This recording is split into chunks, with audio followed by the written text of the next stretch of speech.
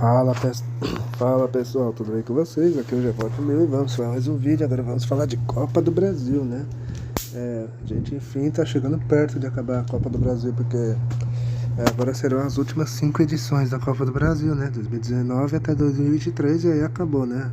E aí vamos ter que esperar de 2024 pra gente saber o campeão e fazer também um vídeo desse, né? Desse ano, né? Enfim, vamos encerrar a Copa do Brasil, né? Faltam 5 edições, né? E agora a pauta é 2019, né?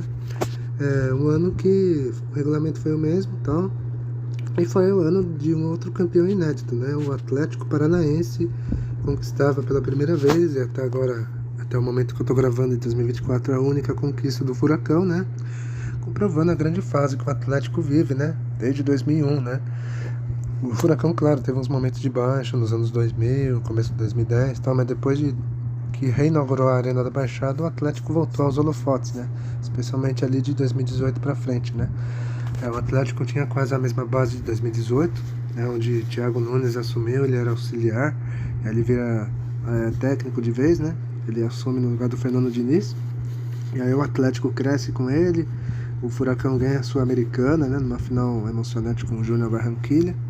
Aí chega 2019, o Furacão fazia campanhas boas, né? Tipo, ganhou a estadual, né? Mesmo com o time reserva. Na Recopa não deu para ser campeão, né? Diante do River Plate. Na Libertadores o Furacão chegou até onde podia, né? Inclusive o Atlético chegou até a bater o Boca Juniors, né? Na Arena da Baixada. No Brasileirão o Atlético fez uma campanha boa ali, ficando acho que em 5º lugar, se não estiver errado. Mas enfim, a pauta é Copa do Brasil, né? E como o Atlético jogou a Libertadores, entrou já nas oitavas de final. E o Atlético enfrentando nas oitavas o Fortaleza, né? Fortaleza que era treinado pelo Rogério Ceni, né? O Fortaleza já numa crescente, né? De boas campanhas, de fazer boas campanhas, né? Como é atualmente, né? E foi sofrido pro Furacão. Primeiro jogo foi no Castelão, empate sem gols. E na volta o Atlético ganhou de 1-0, né? No sufoco ali, e o Furacão avançou. O Atlético tinha um time forte em 2019, tinha nomes ali como o Santos, né? Já longo período no clube. A defesa tinha o xerifão, né? O general Thiago Heleno, né? Que a torcida tem muito carinho, né? Meio campo ali muito bom, muito pegador, né? E principalmente o ataque, né? Tinha o Marco Ruben fazendo gol, né? Tinha a Rony, esse Rony aí, que é do Palmeiras atualmente, né? O Rony, o baixinho Rony, né? E tinha outros nomes interessantes. Tinha o Matheus Canezin, se não me engano. Eu não vou lembrar o nome agora. Tinha o Léo Cittadini, tinha, né, outros nomes ali que não vou me recordar agora, talvez eu lembre durante o vídeo. Enfim. E tinha no meio campo do Atlético tinha um cara chamado Bruno Guimarães, né? Que tava novo na época, né? E era muito talentoso e depois dessa conquista ele foi vendido para a Europa, enfim. Geralmente ele vem convocado para a seleção brasileira, né? Enfim. Agora voltando à campanha do Furacão, né? O Atlético avançou. Nas quartas o Atlético enfrentou o Flamengo, né? Flamengo já com o Jorge Jesus, já com aquele timaço lá. Só que ainda era o começo do trabalho do Jorge Jesus ainda, né? Ainda não foi aquele time que destruiu e fez um futebol maravilhoso em 2019, né? Mas ainda assim muitos apostavam no Flamengo, né? Pelo investimento e tal, né? No jogo de ida, empate 1-1 em Curitiba e todos achavam que o Flamengo ia passar, né? Só que mesmo no Maracanã lotado, o Atlético encarou o time carioca de frente, né? E empatou de novo, né? 1-1, e aí nos pênaltis, né? O Atlético calou o Maracanã vencendo por 3-1 nos pênaltis, e aí o Furacão era semifinalista. E na semifinal o Atlético enfrentou o Grêmio, né? O Grêmio de Renato Portaluppi, já de técnico, de bons jogadores ali, né? Então um time forte, tal do Grêmio. E o Grêmio sempre copeiro, né? No jogo de ida em Porto Alegre, o Furacão não jogou nada, perdeu de 2-0 do Grêmio.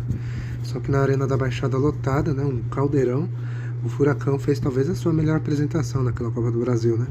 O time encurralou o Grêmio, não deu chances, venceu por 2-0 no tempo normal. Poderia até ter tido revertido o placar, inclusive, né? Mas não conseguiu fazer o terceiro gol.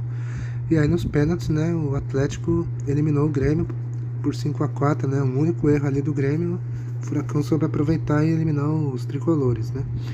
E na final o Atlético enfrentou outro gigante, né, do Rio Grande do Sul, né, que foi o Inter, né, o Internacional, né. O Inter tinha um time forte, tinha jogadores ali como Nico Lopes, D'Alessandro, o centroavante do Inter, se eu não me engano, era o Paulo Guerreiro, aquele mesmo, né, o herói do título do Corinthians em 2012, né, no Mundial, né. Tinha o Rafael Sobis, já veteranão no time, né, e outros destaques ali individuais, né, tipo o Patrick, Edenilson, né, Vitor Cuesta na zaga, enfim. O Inter era credenciado a ser favorito, né, ainda mais porque o jogo de volta seria no Beira-Rio, né. Só que no primeiro jogo na Arena Baixada, né, com quase 40 mil pessoas, o Atlético, né, venceu por 1-0, né, com o gol do Bruno Guimarães, né. Esse jogo foi muito parelho, muito pegado, tá, mas e aí um lance ali num vacilo, né, o Atlético soube aproveitar e venceu o jogo por 1-0. Só que todos apostavam no Inter, né, que o Inter ia conseguir reverter e tal, né, que o Inter era muito forte no Beira-Rio, né, e tal, né. Aí no jogo de volta com 45 mil pessoas, né, o Inter começou com tudo e tal, mas só que aí o Atlético equilibrou as ações, né, e aí aos 24 minutos o Léo Cittadini faz 1-0, só que o Inter não se entrega, empata minutos depois com o Nico Lopes após um bate-rebate ali na área, tá, um gol até chorado do Inter. Só que aí o jogo foi parelho, foi equilibrado e tal, né, os dois times perdendo chances, o Inter tentando a virada e tal, né. No segundo tempo o jogo seguiu pegado, equilibrado, até que aos poucos o Atlético foi conseguindo controlar bem o jogo, né, e ver o título perto. E aí nos acréscimos, né, no último lance do jogo, né, o Marcelo Cirino fez aquele lance famoso, né, ele driblou o Rafael Sobis e o outro cara do Inter, não vou lembrar quem é, acho que é o Edenilson, né, aquele drible de vaca que ele fez nos dois, né, passou para todo mundo, ele cruzou rasteiro e aí o Rony fez o gol do título, 2-1. E aí o Furacão, enfim, era campeão da Copa do Brasil, comprovava de vez, né, um time que tinha se juntado ali perto ali dos grandes, né, para brigar por títulos grandes, né, para incomodar sempre os grandes, enfim. Mesmo com um investimento menor, o Atlético tem sido feito essa toada, né, de fazer bons, tipo, trazer jogadores um pouco desconhecidos, apostar um pouco mais na base e fazer esse trabalho bem feito e dar certo, né, seja com títulos ou bater na trave, enfim, tem dado certo, né. O Atlético hoje é um time estabilizado, né, no futebol brasileiro, né, e perto dos gigantes, né, que tem dinheiro hoje em dia, né. Tem sido um trabalho excepcional no Atlético, né? Isso, né, tanto nessa fase atual como nas fases anteriores, né? Desde 95 o Atlético se reconstruiu, tal, né? Aí a cereja do bolo foi 2001, enfim, né? Agora vamos mostrar o time base do Furacão, né? E aí a gente vai mostrar o vídeo do jogo do título e aí é isso. O time base do Atlético 2019 era Santos no gol, né? Claro. A defesa era Kelvin, Robson Bambu, Léo Pereira, né? Que atualmente joga no Flamengo, e o Márcio Azevedo na lateral esquerda. No meio campo era Wellington, Bruno Guimarães, né? Léo Cittadini e Nicão, né? No ataque, né? Rony e Marco Ruben. Esse era o Atlético 2019 e Thiago Nunes era o comandante desse time. Agora vocês vão ficar com os gols da finalíssima, né? Do jogo que deu o título pro Atlético, e a gente já volta para falar da surpresa e da decepção. Manda Marco Ruben pedindo, bola pro Marco Ruben, cruzamento para trás, chegou, Cittadini, saiu o goleiro, ele bateu, gol! Levantamento, Wellington Silva de cabeça pro Guerreiro, Bambu domina, Guerreiro, subiu o Moledo, deu um toque pro alto, Vitor Cuesta, Nico Lopes, pra trás, Guerreiro, bateu pro gol, Lindoso, voltou, Nico Lopes, gol!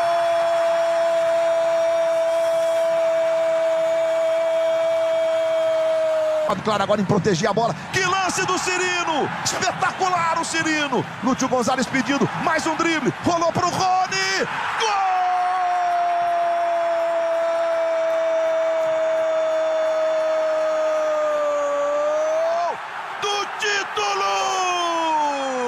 Wellington tá ali, o Lúcio Gonzalez quer participar, Thiago Heleno tá ali, enfim, todo mundo quer tirar uma casquinha na taça, né? E tá aí, o Atlético Paranaense, campeão inédito da Copa do Brasil, faz a festa em Porto Alegre. Atlético, conhecemos teu valor. E a camisa rubro-negra só se vê. Bom, vocês viram aí os gols, né, do título do Atlético Paranaense. Agora a gente vai falar da surpresa e a decepção, né, nesse campeonato. A gente tem que falar de quem foi surpreendente e quem decepcionou, né, claro. Tem sido tradicional desde que a gente começou essa edição, né, de Copa do Brasil. Bom, aí a surpresa pra mim foi o Bahia, né. Tentei procurar outro time que surpreendeu, mas eu vou colocar o Bahia como uma surpresa, tá. O Bahia, aquele ano montou até um time até interessante, né, competitivo e tal, né. E o Bahia chegou longe até, chegou até entre os 8 melhores, né. O Bahia eliminou na primeira fase o Rio Branco do Acre, depois passou pelo Santa Cruz de Natal, né, Santa Cruz do Rio Grande do Norte. Na terceira fase despachou o CRB, e na quarta fase eliminou Londrina, né, com uma goleada e derrota, né. Aí nas oitavas o Bahia enfrentou o Forte São Paulo, né, São Paulo que tinha alguns nomes interessantes ali, tinha Alexandre Pato, tinha Pablo, né, se não me engano Pablo, pela forma que ele construiu no Atlético Paranaense, né. Se não estiver errado, ele estava no São Paulo já em 2019, enfim. E o São Paulo parecia ter um time interessante e muitos apostavam que o São Paulo ia passar, né. Só que o Bahia não deu chances ao time do Morumbi, né. O Bahia venceu os 2 jogos por 1-0, né, 1-0 no Morumbi e 1-0 na Fonte Nova, e o Bahia estava entre os 8 melhores, né.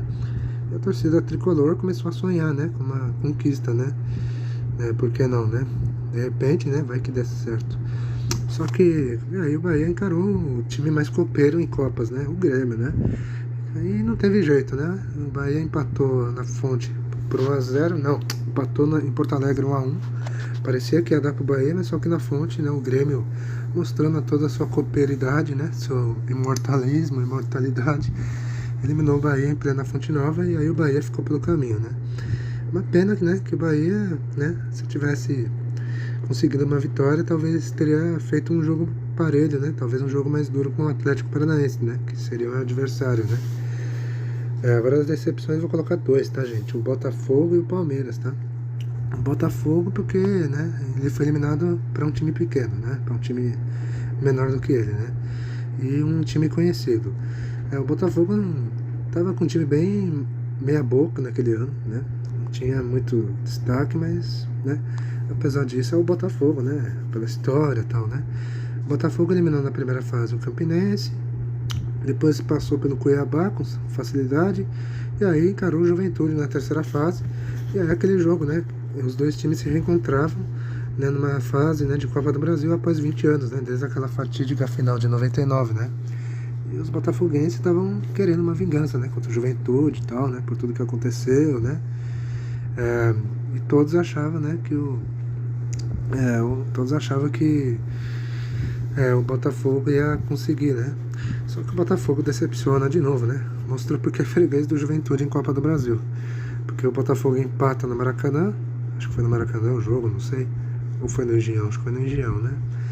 E aí em Caxias o Juventude vence 2-1 e elimina o Botafogo, né. E aí, né, de novo, né, o time fracassa diante do Juventude. Outra decepção que eu posso colocar foi o Palmeiras, né. O Palmeiras tinha um time forte em 2019, tinha um bom elenco, né, tinha Felipão no banco, né, e era um dos favoritos, né, ao título, né. O Palmeiras iniciou a trajetória já nas oitavas, né, porque jogava Libertadores e tal, e eliminou sem problemas o Sampaio Corrêa, né, vitória de 1-0, 2-0, e aí nas quartas o Palmeiras enfrentou o Internacional, né. É verdade que eu já falei, né, o Inter estava com um time forte, até um time competitivo e tal, né, mas o Palmeiras estava bem, né. Só que o time no segundo semestre, após a Copa América, declinou, né, de uma forma incrível, e isso se refletiu, né, na Copa do Brasil. O Palmeiras até ganhou o jogo de ida por 1-0, né, no Allianz Parque, só que no Beira-Rio o Inter venceu por 1-0 e aí nos pênaltis o Colorado eliminou o Alviverde, né, por 5-4, quer dizer, foi decepcionante porque, né, pelo time que o Palmeiras tinha, né, e o Felipão costuma se dar bem nesse tipo de torneio, né, então o Palmeiras esperava ir mais longe, né. Enfim, e foi decepção, e o Palmeiras foi decepção em 2019, né. O Palmeiras não ganhou nenhum título em 2019, né. No Brasileirão, o time tinha começado muito bem, mas depois da Copa América o time caiu de produção. O Felipão foi demitido em setembro, e aí o time virou uma bagunça, né? O time perdeu o comando e o Flamengo aí disparou de vez, começou a encantar todo mundo, fazer aquele futebol bonito, e aí o Flamengo foi campeão com sobras no Brasileirão, né? Enfim, é isso, galera. Espero que tenham gostado desse vídeo, tá? Nós vamos encerrando por aqui. Dê um like, compartilhe o vídeo, comente também. É isso.